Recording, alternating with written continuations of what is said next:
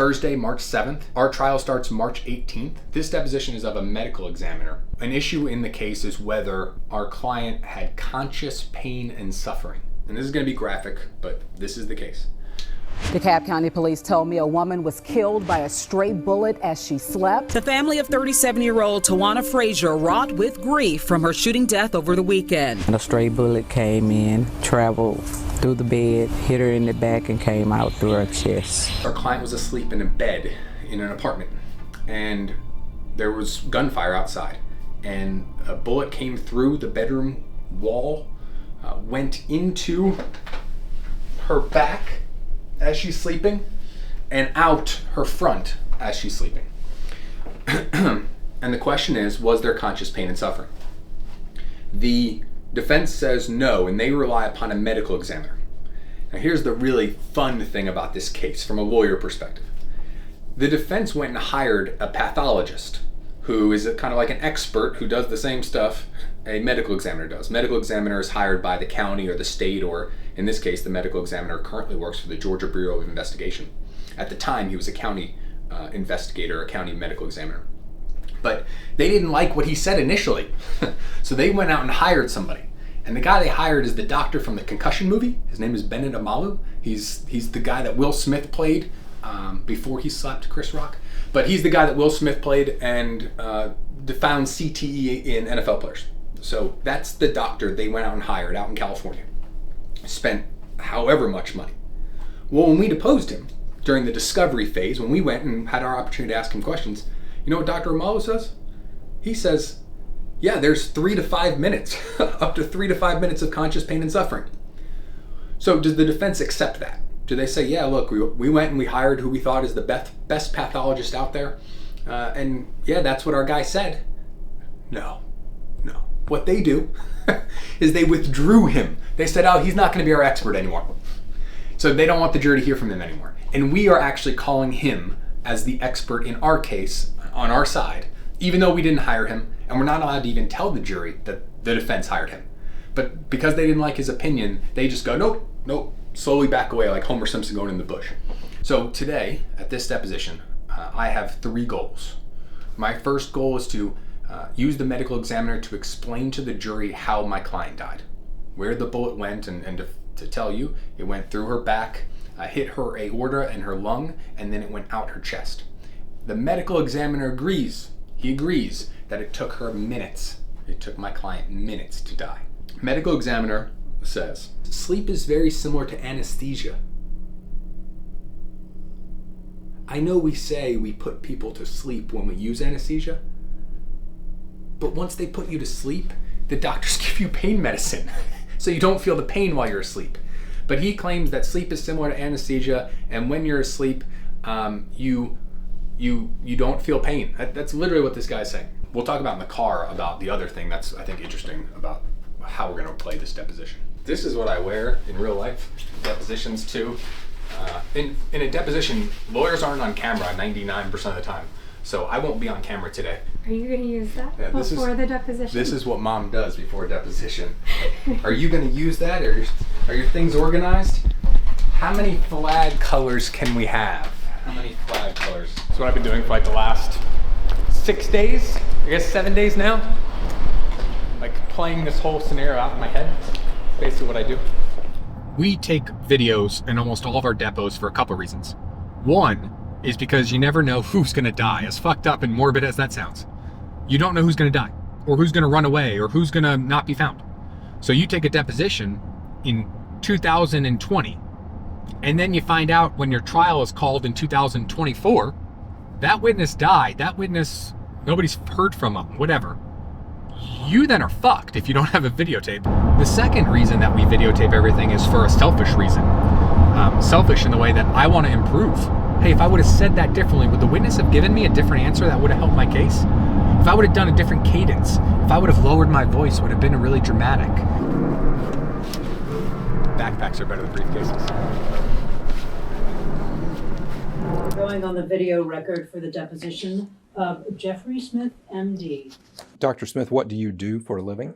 I'm a forensic pathologist. I guess the colloquial term would be a medical examiner, but I guess the formal title would be forensic pathologist. Can you tell me what conscious pain and suffering is? Conscious pain and suffering, to my understanding, would be that, however brief, there is a recognition via complex neural signals of pain, and there are pain receptors in the body that are charged with, I guess, recognizing that there is an insult to a particular part of the body, and it is fed into the complex areas of the brain, and it is interpreted by human bodies as pain or something to be experienced and or avoided. So we can agree that there was a perception of pain in this instance because of the bullet perforating the skin. I don't know about perception of pain. There would have been impulses passing through the body that may have been recognized as pain if the person was conscious. Let's talk about her being asleep. You say that being asleep is the same as being unconscious, correct? Yes. The only difference is the depth of unconsciousness. I would agree with that, yes. Sleep, you think, is similar to anesthesia. Somewhat, yes.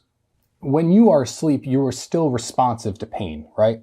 I think if the stimulus is sufficient, yes. And that response to pain would probably be waking up.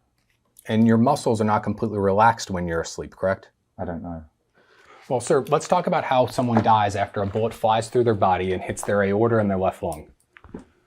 My understanding from your testimony a year ago is that the bullet strikes the left lung and it collapses the left lung, correct? To some degree, yes. Let me ask it this way. Depending on how large the hole is, that affects how much the lung collapses. You know, I don't know, because very small holes can lead to major collapse of the lungs, and in my experience, I've seen individuals that have had large gunshot wounds where the lungs are still relatively inflated. So her left lung collapsed to some degree? Yes. And the right lung is still working? Yes. And her heart's still working? Yes. Even though the aorta, which is what brings the blood out of the heart, has been perforated? Yeah. So her heart's still pumping blood. Her right lung is still working. Her left lung might be working to some degree, right? Yes. And she's still trying to breathe? Yes. And it takes her minutes to die. Yes, I don't know exactly how long, but I think minutes is fair. And all she is asleep, right? Yes. So her left lung is collapsed, her right lung is working, blood is pumping into her chest cavity, right? Yes. 2.5 liters of blood. Yes.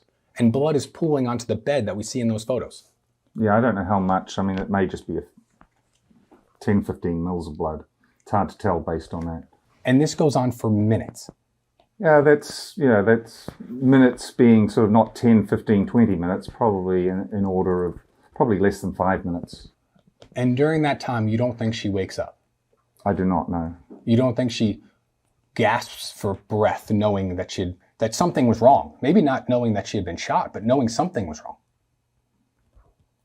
I don't see any evidence at the scene that, for example, gasping may lead to expectoration of blood. And I don't see any of that from the photographs there. Like I say, I just feel as if she had moved with any purpose at all, i.e. conscious purpose. I think the bullet probably would have moved away from the body. So for those minutes, while she can't breathe, as the way you and I are right now, do you know what she was thinking, if anything? I think she was unconscious the entire time. And if she was conscious, though, she would have a sense of impending doom. She would know something is wrong. She may do, yes. Sir, a year ago, you were asked, question, do you know if the body had been moved at all? And your answer then was, I don't think it was moved purposely from one room to another, and I don't know whether the body had been moved. Is that still your testimony today? Yeah, I don't know for sure whether the body had been moved. I know it hasn't been moved from one room to another, but I don't know to this day whether somebody reached over and moved her body a few inches. And you don't know if she moved her own body? She may have, but we all move while we're asleep. But I'm talking about after the bullet went through her. You think it's possible that she gets shot, she's hemorrhaging blood, blood's pooling in her chest cavity, her lung is failing, her whole body is shutting down, and she moved while still being asleep? I'm just not sure that it was a conscious movement, a consciousness of being injured, fatally injured, of experiencing pain or discomfort. And you're not sure it wasn't a conscious movement? No, I'm not. I have no further questions. So that was different than what I expected. That was very different than what I expected. I expected a witness who was extremely credible, and me being cautious and carefully poking some holes, and what ended up happening is I thought he lost a lot of credibility. So not my plan, not what I expected to be able to do, but I think I did better than what I thought. It's crazy. You spend a week playing this over and over in your head, figuring out what you're gonna say and how's it gonna go, and then in the first 2 minutes of my questions, I realize it's going somewhere very different. So now you're gonna get to see the call that every lawyer does after a deposition. They call another lawyer and talk shit about it. That's literally, this is part of the routine. So we're calling Alex Brown in my office. Hey. Yo. Did you just get done? I did just get done. Okay. How'd that go? Well, we'll have to read the transcript, but from what I think he said, he thinks she might or he agrees she may have moved after being shot. He still claimed that that doesn't necessarily mean she had conscious pain and suffering, but I think he lost I didn't expect, I guess I'll say it this way, I expected him to be very credible and like have to kind of, Greg Maddox him, pitch around the corners, but I got him to be shook because I showed him a photo of a crime scene photo with her blood inches away from his body after he had already testified that she wasn't moved. And I'm like, it looks like she moved, and that shook him. And I mean, I impeached him 3 or 4 times. I don't think we call him. I think it's a straight cross, and I think he doesn't look credible at all. All right, I gotta go. I'll talk to you later. I'll call you. Okay, all right, bye.